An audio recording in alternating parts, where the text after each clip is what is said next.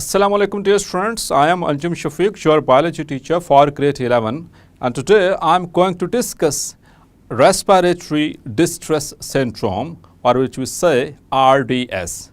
So let's move to the classboard. So dear students, chapter 13,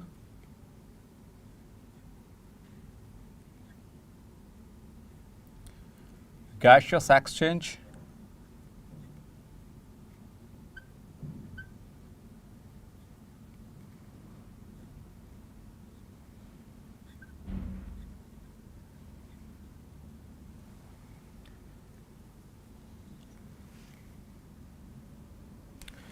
So we were discussing in the previous lecture, that is the mechanics of breathing, and there is one yellow box remaining on that very page. जो second page है mechanics of breathing का, उसमें एक yellow box है, very important short question, and that is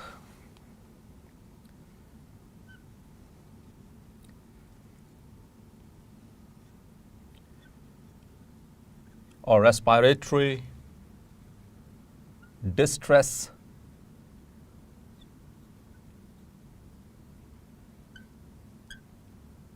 syndrome.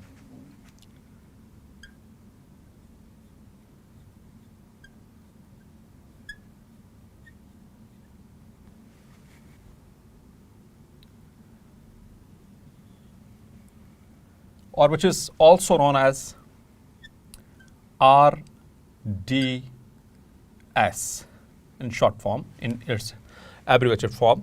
So respiratory distress syndrome. पहले इसके लफ्ज़ी मतलब पे आते हैं. तो respiratory means related to respiratory system.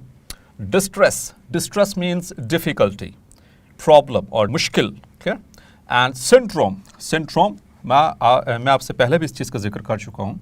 Syndrome और disease में फ़र्क, दोनों ही disordered states हैं बॉडी की, लेकिन आम तौर पर यूजुअली जब भी हमारी बॉडी का कोई एक ऑर्गन इफेक्ट हो किसी भी वजह से, किसी डिजीज़ कंडीशन में चला जाए ड्यू टू वायरल और बैक्टीरियल इन्फेक्शंस और any other kind of infections, या फिर कोई और किसी भी वजह से फिज़िकल ट्रॉमा हो सकता है.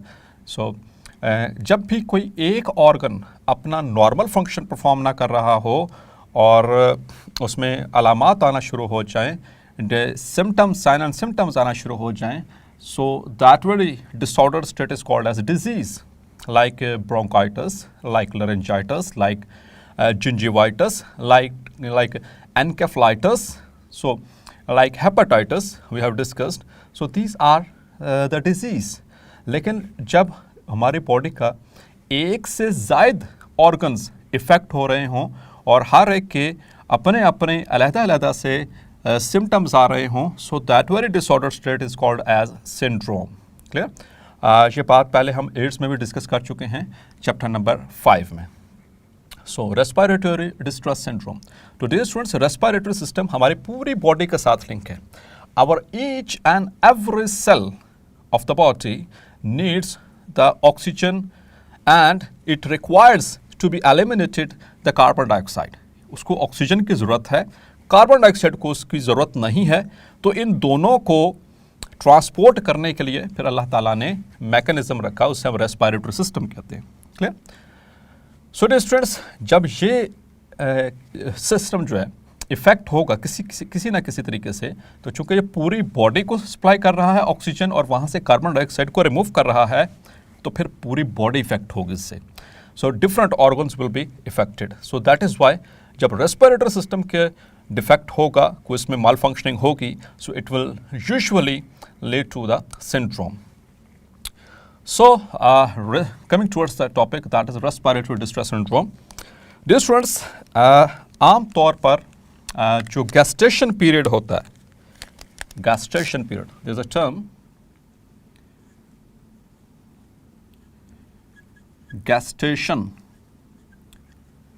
Gestation, it is a term, it's a medical term which is used for defining the pregnancy.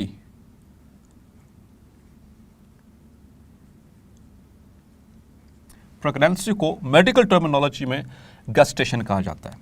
और गैस्टेशन पीरियड किसे कहेंगे, कि वो दौरानिया, वो ड्यूरेशन जिसमें कि एक मुकम्मल प्रेगनेंसी जो होती है वो टाइम टेक करती है, the time taken by complete pregnancy, उसे हम गेस्टेशन पीरियड कहते हैं।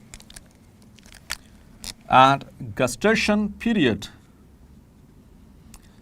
तो नॉर्मली डियर स्टूडेंट्स आपको पता है कि जो गेस्टेशन पीरियड है, गेस्टेशन पीरियड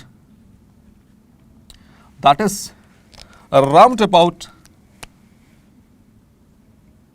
280 days,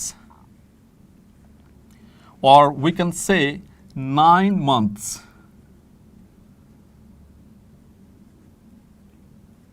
नौ महीने या फिर 280 के करीब करीब अप्रॉक्सीमेटली इतने दिन होते हैं एक नॉर्मल प्रेगनेंसी के। और जब बच्चा पूरे 9 महीने के बाद जो है वो डिलीवर हो, सो ऐसी प्रेगनेंसी को या ऐसी डिलीवरी को हम कहते हैं टर्म डिलीवरी। जब ये वाला ड्यूरेशन कंप्लीट हो जाएगा, so this is called as term pregnancy, term pregnancy, clear, जिसमें पूरा ड्यूरेशन मुकम्मल हुआ। ये 9 महीने रखे गए। इसमें आपसे सेकेंडरी के अंदर पढ़ेंगे चैप्टर नंबर 19 में, ग्रोथ एंड डेवलपमेंट में, कि डिफरेंट वीक्स के अंदर डिफरेंट बॉडी के स्ट्रक्चर्स बन रहे होते हैं। And by the end of the 12th week, 12वें हफ्ते के एंड तक जो है मेजर ऑर्गन्स की फॉर्मेशन हो जाती है। उसके बाद फिर आगे मजीद जो है वो ग्रोथ और डेवलपमेंट का प्रोसेस स्टार्ट हो जाता है, लेकिन मेजर ऑर्गन्स बन चुके होते हैं।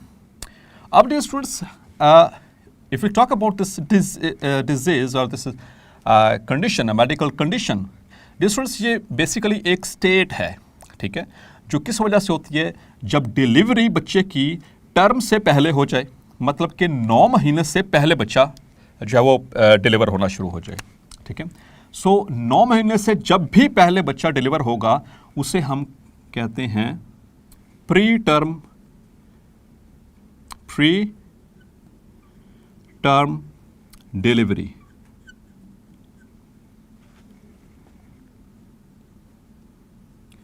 और ऐसे बच्चे को, ऐसे बेबी को हम कहते हैं प्री मैच्योर, यानी कि मैच्योर कब होना था उसने, टर्म के ऊपर, टर्म पे द बेबी वॉज मैच्योर। और अब चूंकि टर्म से पहले यानी प्री टर्म डिलीवरी हो रही है, so now the baby or infant it is called as, he or she is called as the premature baby,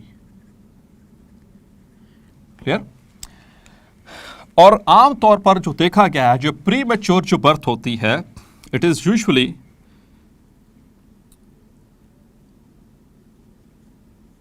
eight 7 months, at 7 months। तो ऐसे बच्चे जो 7 months और before 7 month,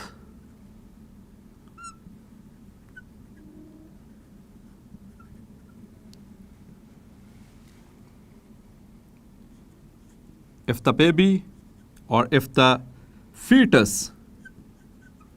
is delivered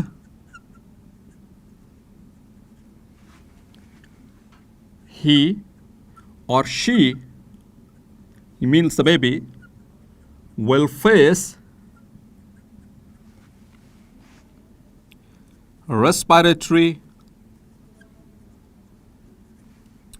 distress, उसको breathing difficulties आना शुरू हो जाएंगी। अब उसके पीछे हम आते हैं रीजन की पे कि ऐसा क्यों होता है। Dear students, lungs,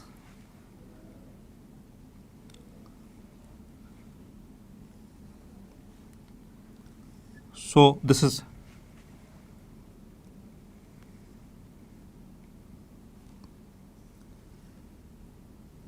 the lungs के अंदर मौजूद हैं एल्वेओलाई, और इन एल्वेओलाई को जब हम थोड़ा सा बड़ा करके देखते हैं, so they are made up of single cell, they are single cell thick.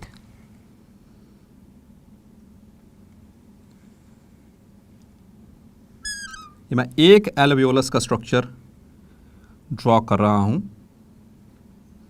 So single cell thick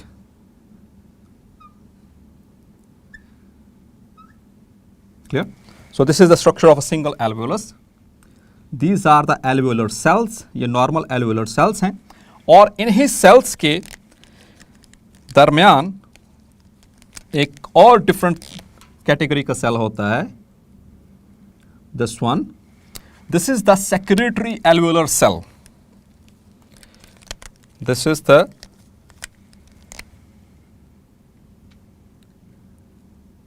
secretory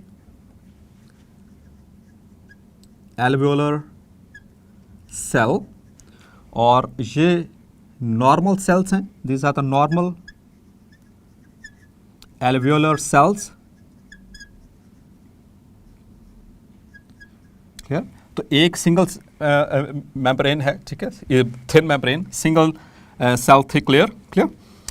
अब ये जो सेक्रेटरी सेल है, it is going to secrete liquid. ये एक लिक्विड जो है वो सेक्रेट करता है, उसको हम सर्फेक्टेंट कहते हैं.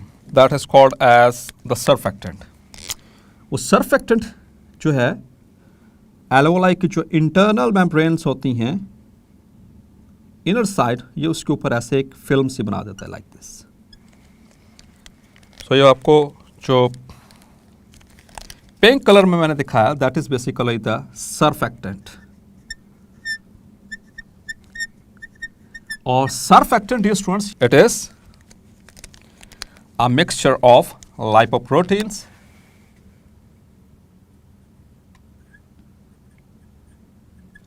surfactant. It is a mixture of lipoproteins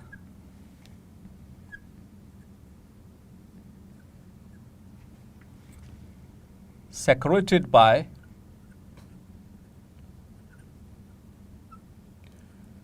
the secretory cells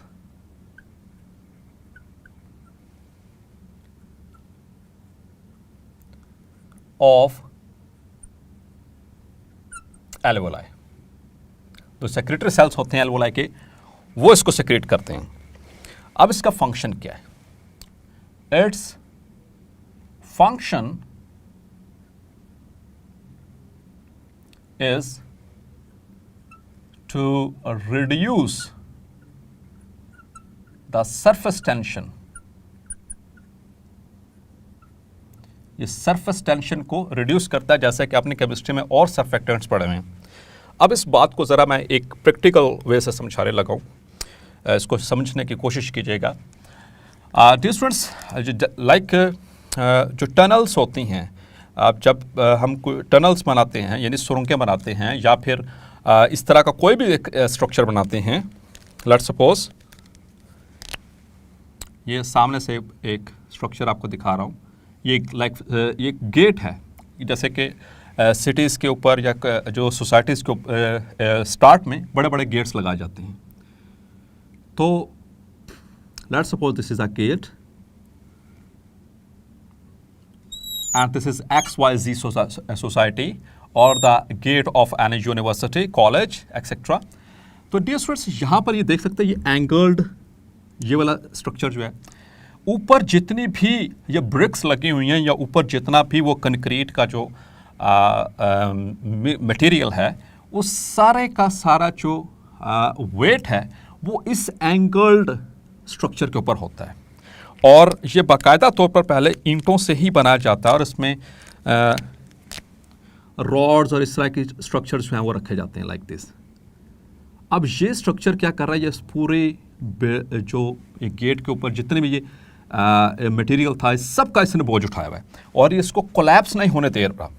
ये वाला दिस लेयर बनी हुई, ये भी उसी से ब्रिक से और कंक्रीट मटेरियल से, और उसमें वो रॉड्स वगैरह डाले जाते हैं, जैसे कि बीम डाला जाता है, जैसे लेंटर डाला जाता है.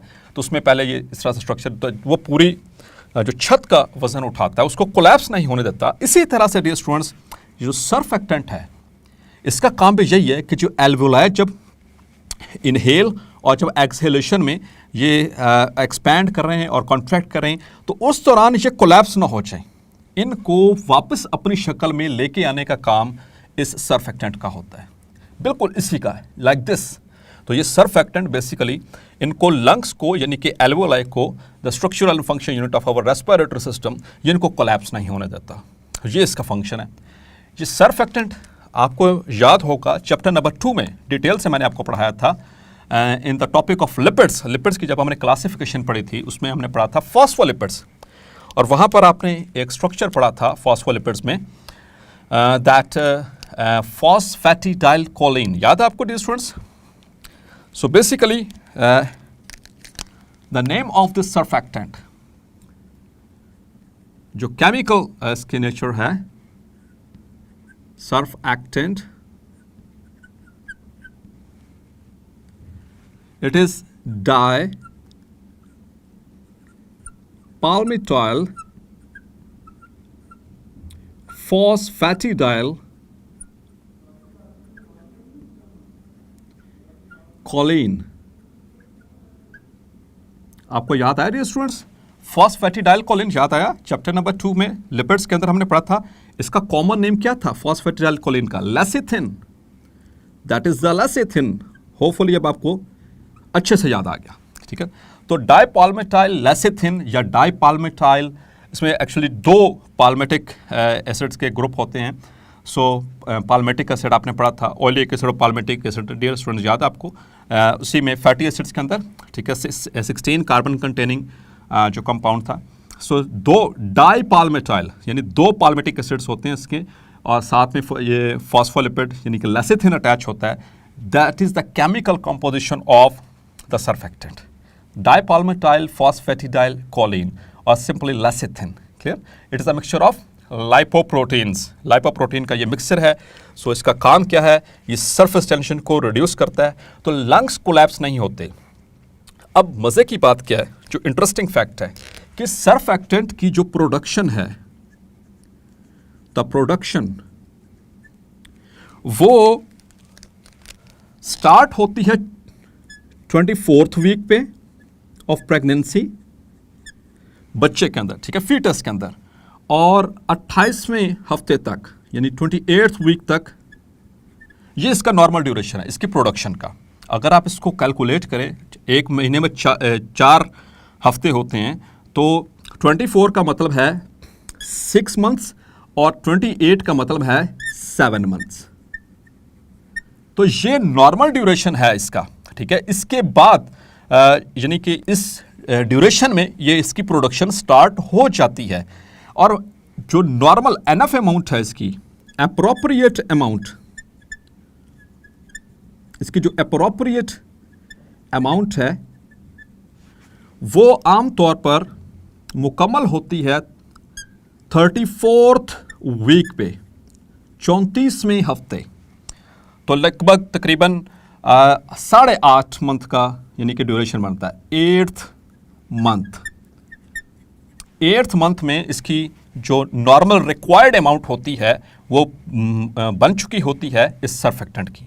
सो अनफॉर्चुनेटली ऐसे बच्चे जो 8वें महीने से पहले यानी 7वें या 7वां महीने से पहले पैदा हो जाए, तो उनके अंदर एनफ अमाउंट ऑफ ये सरफेक्टेंट नहीं होता जब वो पैदा होंगे, क्योंकि ये सपोर्ट ही नहीं है, ये अंदर से सपोर्ट ही नहीं है, तो ऐसे बच्चे के लंग्स कोलैप्स कर जाएंगे, ठीक है। एक नॉर्मल बेबी जो पैदा होता है उसके आप चेस्ट को देखें तो वो एक्सपैंडेड होती है, लेकिन जो रेस्पिरेटरी डिस्ट्रेस सिंड्रोम से सफ़र करने वाला बच्चा है, इसकी जो चेस्ट ऐसे सिकुड़ी हुई होगी, इसके लंग्स ऐसे कोलैप्स्ड होंगे, इसका रिब केज ऐसे अंदर की तरफ होगा, क्लियर, बिकॉज कि वो सरफेक्टेंट ना होने की वजह से फिर जो है ये सिचुएशन पैदा होती है। और फिर आमतौर पर ऐसे बच्चे को प्रेशराइज्ड जो ऑक्सीजन है वो सप्लाई की जाती है जब तक इसके जो है वो नॉर्मल लेवल्स नहीं बन जाते। ये वेंट के ऊपर रखा जाता है, ऐसे बच्चों को वेंटिलेटर्स पे रखा जाता है, और अगर अल्लाह ताला की तरफ से उसका बचना लिखा हुआ है सो वो बच जाते हैं, क्लियर। अब डियर स्टूडेंट्स, ये जो सिचुएशन यहाँ पर प्रोड्यूस हो रही, यानी कि पूरी बॉडी को चूँकि लंग्स कोलैप्स हो रहे हैं, वो सही तरह से ऑक्सीजन सप्लाई नहीं हो रही, तो पूरी बॉडी के ऊपर इसके असरात आएंगे, ठीक है, बच्चे के अंदर। क्योंकि हमारी बॉडी में ब्रेन और हार्ट ये ऐसे ऑर्गन्स हैं जिनके अंदर सबसे कम बर्दाश्त है ऑक्सीजन की डेफिशिएंसी की। ऑक्सीजन का लेवल अगर इनको चंद सेकंड्स के लिए भी ना मिले, ऑक्सीजन जो है इनको चंद सेकंड्स के लिए भी इनका रिक्वायर्ड अमाउंट ना मिले, तो क्या होता है कि इनके यहाँ पर टिश्यू डेथ स्टार्ट हो जाती है। ठीक है, ये आगे चलकर डिटेल से भी हम डिस्कस करेंगे। So this is how, so ये पूरी बॉडी के से सेल्स हैं, that million and trillions of cells वो इसमें इफेक्ट होना शुरू हो जाते हैं। So that is why this is called as respiratory distress syndrome. Clear, क्योंकि पूरी बॉडी इफेक्ट हो रही है, सिंड्रोम है। ठीक है, और यहाँ पे कट कीजिएगा। सो डियर स्टूडेंट्स, आपने देखा कि डाइपाल्मिटाइल फॉस्फेटिडाइल कोलिन मीन्स के सर्फेक्टेंट वो किस तरह से हमारे एल्वियोलाई को, मीन्स अगर हम इससे हायर लेवल पे जाएं तो ऑर्गन लेवल के ऊपर, तो ये हमारे लंग्स को ख़ास तौर पर किस तरह से प्रोटेक्ट करता है, किस तरह से अल्लाह ताला ने ये हमें मैकेनिज़्म दिया कि वो एक आर्क बना रहा है जो कि एल्वियोलाई को कोलैप्स नहीं होने दे रहा। तो जब ये सर्फेक्टेंट नॉर्मली रिलीज़ होगा तब ही बच्चा जो है या फीटस जो है वो सही तरह से ब्रीथ कर पाएगा। इसीलिए तो डियर स्टूडेंट्स, जैसे ही बच्चा पैदा होता है तो उसको इंटेंशनली रुलाया जाता है, उसको चुटकी काट के या हल्की सी थपकी लगाकर, ताकि उसका जो रेस्पिरेटरी सिस्टम है वो एक्टिवेट हो सके, वो खुद से ब्रीथ कर सके, बिकॉज कि इससे पहले वो मदर के वोव में था और वहाँ पर उसे ऑलरेडी जो है वो ऑक्सीजनेटेड ब्लड ही सप्लाई किया जा रहा था। तो डियर स्टूडेंट्स, ऐसे बच्चे जो 7 मंथ से पहले पैदा हो जाते हैं तो ये आम तौर पर उनके लिए थोड़ा ख़तरनाक साबित होता है। समटाइम्स इसमें मॉर्टेलिटी के भी चांसेस होते हैं, मीन्स के डेथ के चांसेस भी हो जाते हैं, लेकिन अगर सही तरह से ऑन द टाइम इसका ट्रीटमेंट करवा दिया जाए तो इसमें बचत हो सकती है। सो होपफुली आज का लेक्चर आपको क्लैरिफाई हो गया होगा। मिलते हैं नेक्स्ट लेक्चर में और डिस्कस करेंगे ट्रांसपोर्ट ऑफ रेस्पिरेटरी गैसेस। तब तक अपना ख्याल रखिएगा। अल्लाह हाफिज़।